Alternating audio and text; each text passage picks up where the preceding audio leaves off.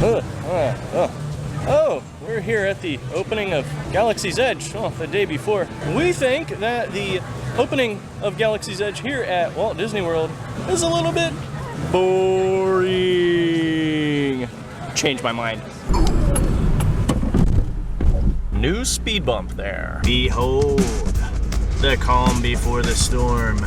Not only is there a storm brewing in the Atlantic Ocean, Tropical Storm Dorian, it is the day before the grand opening of Star Wars Galaxy's Edge. People camping out overnight even.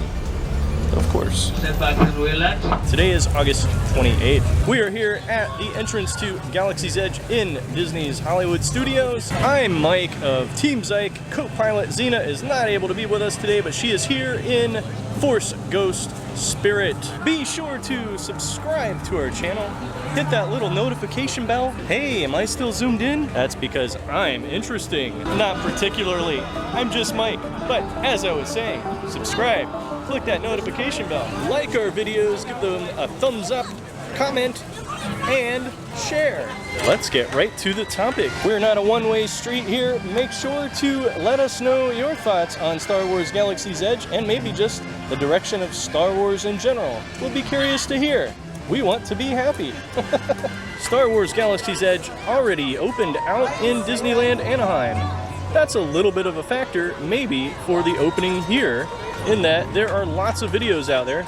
That has taken a lot of the mystery out of the Star Wars Galaxy's Edge here at Walt Disney World, because they are very, very, very similar lands.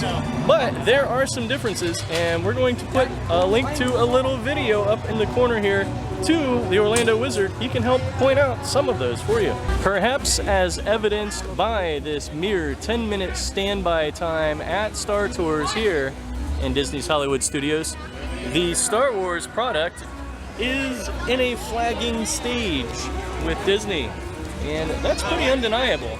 The theme park attendance is down overall, which is a danger for Disney, but there is a waning interest in Star Wars right now, at least the Disney version. The second movie in the latest sequel trilogy was less attended than the first one. That's The Last Jedi versus The Force Awakens. Also, Solo, a Star Wars story, was basically a flop at the box office, no matter how you cut it. Those were not the numbers Disney was expecting at all. Merchandise also is not flying off the shelves, Star Wars-wise, at the Disney parks. This hat here that I have on, it's a BB-8. Xena and I bought 2 of them at the Disney Character Warehouse. There was an overabundance of them. We paid $5 a piece for them. We happen to like the BB-8 character. It's cute, it's orange. Xena likes it, so therefore I like it a lot. Don't worry, R2, we love you too. In fact, we like the original trilogy quite a bit. Those were not perfect movies, let's not kid ourselves.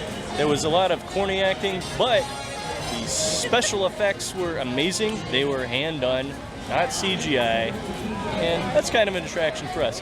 So, speaking of that, we're coming at this as not big Star Wars fans in general. We're not fanatics, but we do like the aura of the original Star Wars just as a general fandom thing.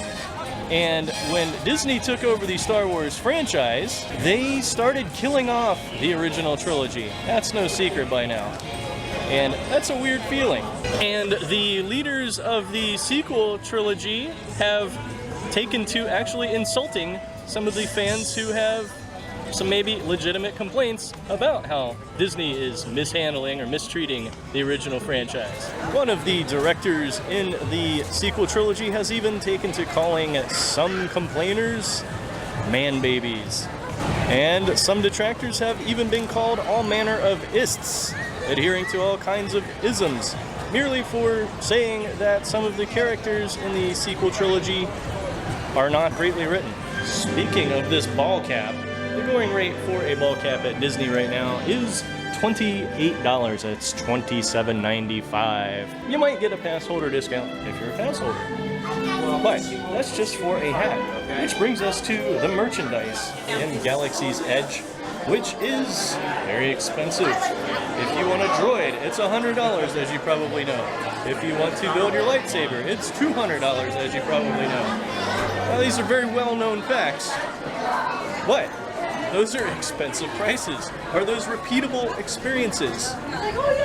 Ooh, I'm a Force Ghost.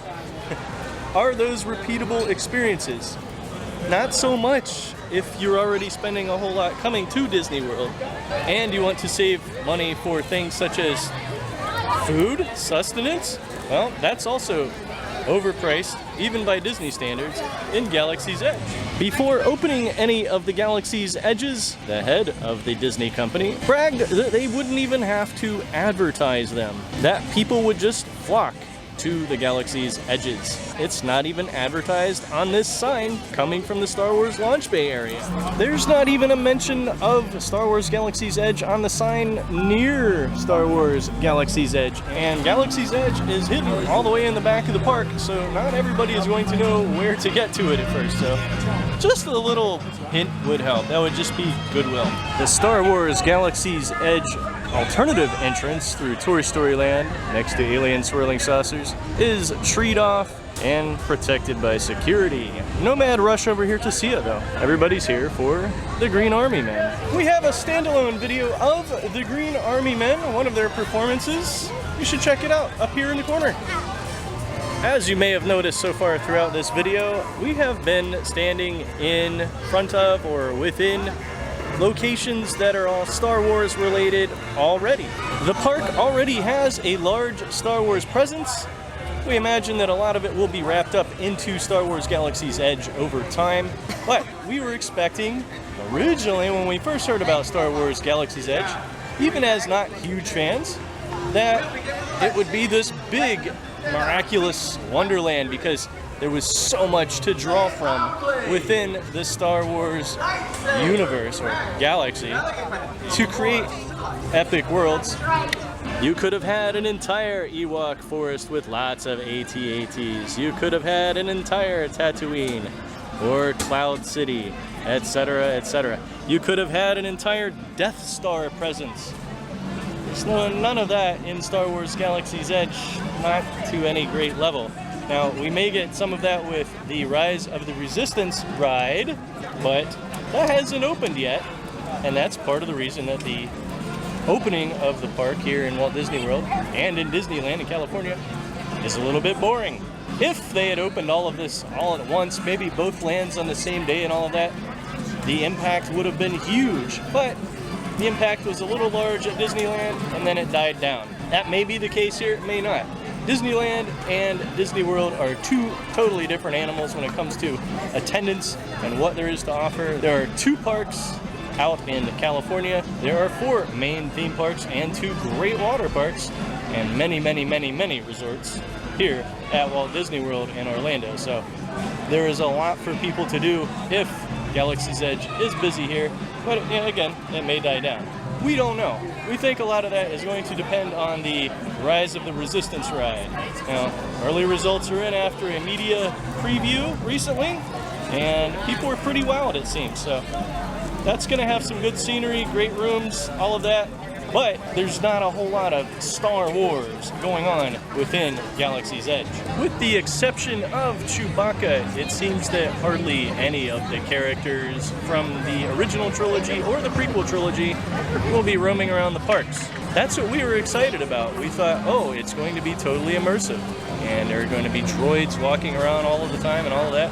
That hasn't seemed to really materialize yet, so we don't know how that's going to go. We do know that the original budget, the original intent for Galaxy's Edge from things leaked is that it was going to be based more around the original trilogy, but Disney has taken it in another direction. And in fact, the few movies that Disney has put out so far are not even very represented in Star Wars Galaxy's Edge. Instead, the land is Batuu from Star Tours, which is in person a Disney creation, but it does exist in the book canon so far too. It's more people watching shows, watching movies.